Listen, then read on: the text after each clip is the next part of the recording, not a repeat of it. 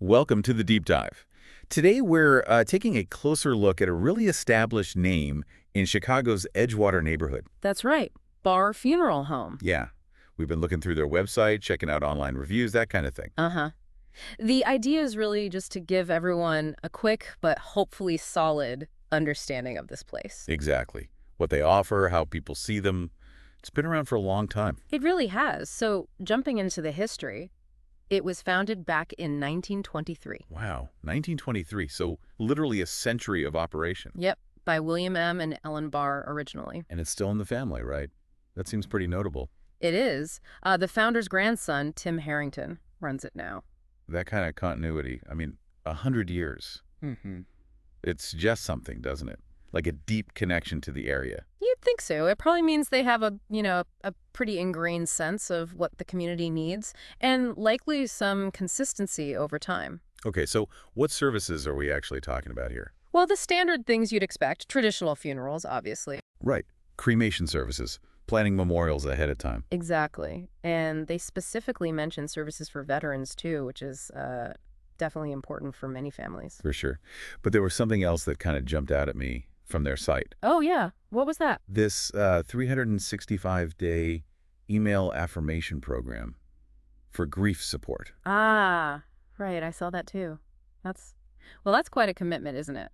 Daily support for a whole year. It really is. It seems to show they understand grief isn't just about the win for the funeral. It's ongoing. Yeah, offering support in that kind of sustained, personal way. Yeah. It's different. Okay, so that's what they offer. What about what people are actually saying about them? Let's look at the reviews. Right. So generally speaking, the feedback seems pretty positive. What kind of things come up? Compassion is mentioned a lot. Professionalism, too. People seem to feel they're treated with care. That makes sense. You'd hope for that.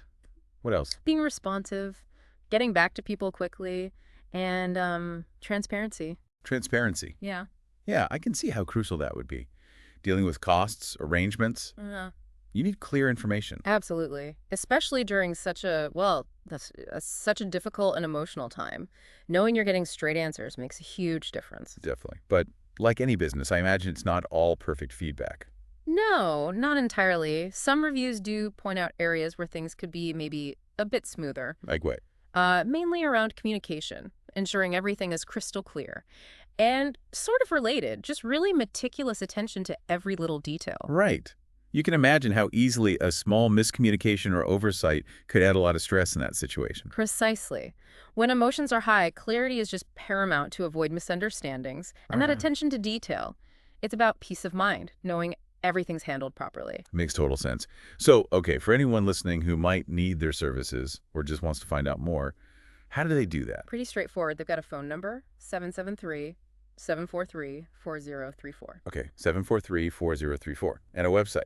Yep, it's barfuneralhome.com. Pretty easy to remember. barfuneralhome.com. Got it. And the actual location. They're at 6222 North Broadway Street, right there in Chicago. 6222 N Broadway. Good to have those details. Yeah, useful info if you're in the Edgewater area or nearby. So, wrapping things up then, Barr Funeral Home. It's got this century-long legacy in the neighborhood. Right, a real fixture, offering a mix of traditional services and some more modern approaches to support, like that email program. And the feedback reflects that too, mostly positive, highlighting care and professionalism, but also, there's reminders about communication and detail being key. It paints a picture of a business that's been around, knows its community, but still needs to, stay sharp. Which kind of leads to a bigger thought, maybe. How does a local business like this manage to stick around for so long? 100 years is significant. It really is. How do they hold on to their core values, that family feel maybe, while also adapting? Because communities change, expectations change over generations. Exactly. And that's maybe the final thought for our listeners today.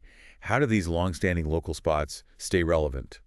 And what role does customer feedback, the good and the bad, actually play in helping them evolve? Yeah, something to think about.